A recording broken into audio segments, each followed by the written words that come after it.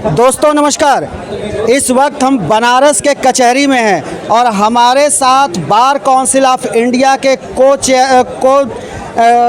Chairman Srinath Tripathi ji हैं और वरिष्ठ अधिवक्ता हैं। इनके ऊपर पूरे उत्तर प्रदेश की लायबिलिटी भी रहती है अधिवक्ताओं को लेकर के, और अधिवक्ताओं की लड़ाई आप जो है लगातार लड़ते आ रहे हैं। यहाँ तक कि कोरोना काल में भी आप मुखर हुए और कोरोना काल में भी आपने ज़बरदस्त लड़ाई लड़ी।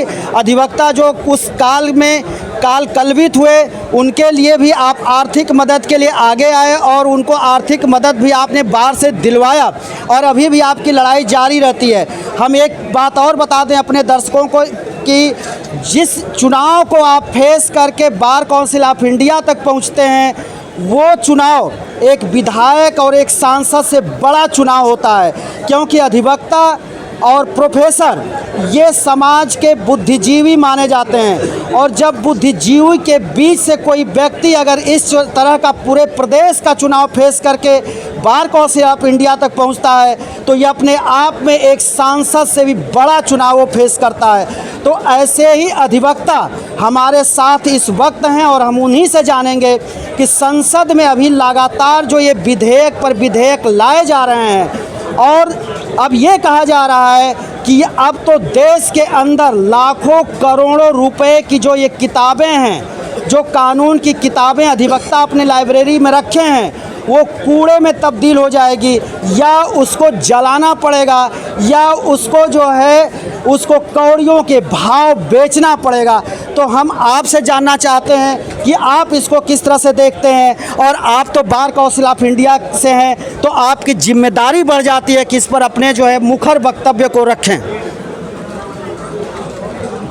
हम सभी जानते हैं कि संसद को यह अधिकार है कि कानूनों में परिवर्तन करे, परिवर्धन करे।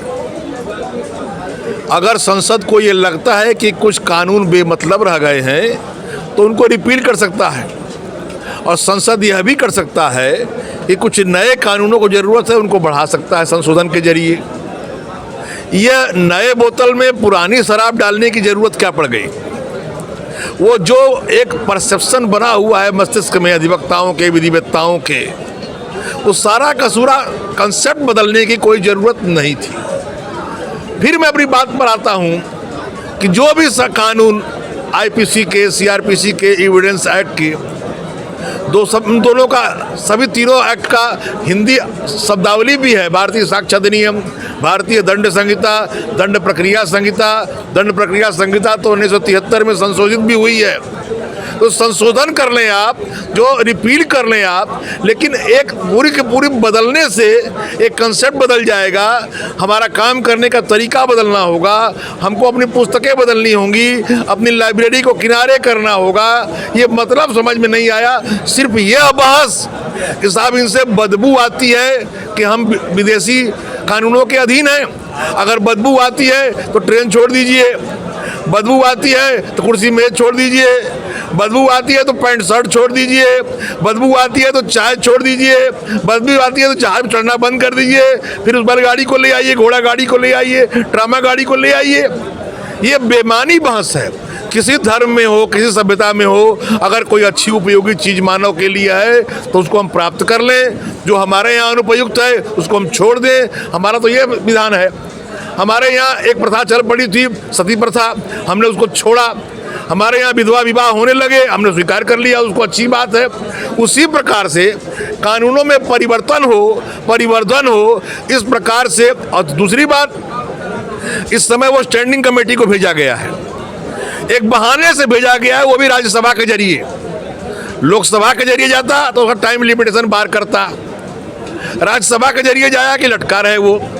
इसकी ज़रूरत थी कि लोअर लेवल पर बार एसोसिएशन को, बार काउंसिल को, कानूनी संस्थाओं को, न्यायालयों को भेजा जाता, तमाम सुझाव इसमें लिए जाते, क्या परिवर्तन किए जाएं, क्या परिवर्धन किए जाएं। जैसे महिला जनित जो कानून है, इनका दुरुपयोग भी हो रहा है।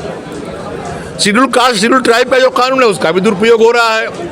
तो दुरुपयोग को रोकने के लिए कोई तरीका अपनाना चाहिए। आप फांसी ला रहे हो, लाइए आप, लेकिन दुरुपयोग को रोकने की क्या व्यवस्था आपने किया? कुछ नया तो किया नहीं गया। सिर्फ धाराएं बदल दी गई, नंबर बदल दिया गया।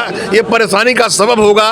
ये अनुभवहीनता का सवाल है, अज्ञानता का सवाल है। इससे बचिए, संशोधन आप करिए, कोई दिक्कत की बात नहीं। धन्यवाद।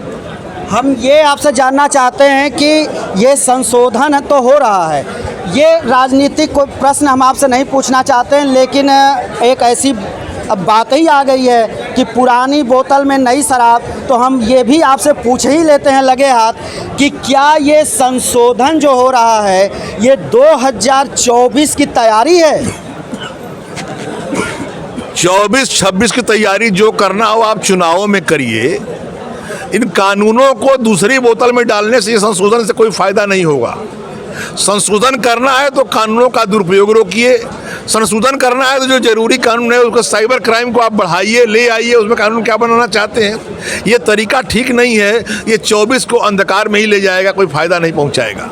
सर एक बात और हम आपसे पूछेंगे, और वो ज्वलंत मुद्दा है, पूरे देश में वो सबके मुंह पर वो एक चर्चा का विषय बना है। जो लेमैन है, जिसको कानून का कुछ भी नहीं पता, वो भी इस विषय पर आज पूछ रहा है, एक दूसरे से बहस कर रहा है गली कुची और चौराहों पर, चट्टियों पर, चाय की अड़ियों पर, कि जो सुप्रीम कोर्ट के चीफ जस्टिस की बात जो आई ईसीसी के नियुक्ति में, इलेक्शन कमीशन के जो कमिश्नरों की जो नियुक्ति है, उसको लेकर के जो आया था सर्वोच्च न्यायालय से कि इसमें प्रधानमंत्री और एक विपक्ष का नेता और उसके बाद सर्वोच्च न्यायालय के न्यायाधीश के उपस्थिति में इनकी नियुक्ति होगी।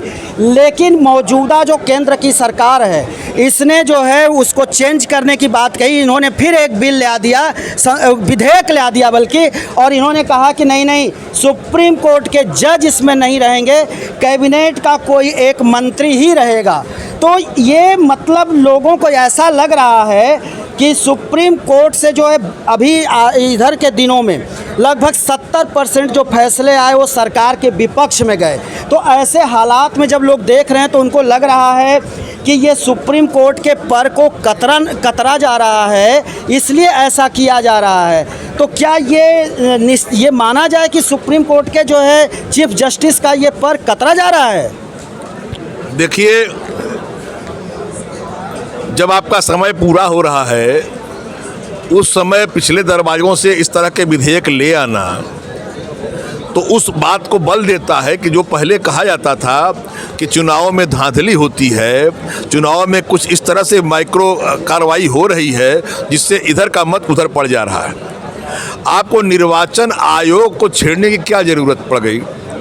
निर्वाचन आयोग को स्वतंत्र और पारदर्शी होने की बात हुई थी और इस पर एक बाकायदे सुप्रीम कोर्ट की एक पीठ ने, फुल बेंच कहिए उसको, एक विधायन को सुधारते हुए ये कहा था कि चीफ इलेक्शन कमिश्नर के अपॉइंटमेंट में 3 आदमी होंगे।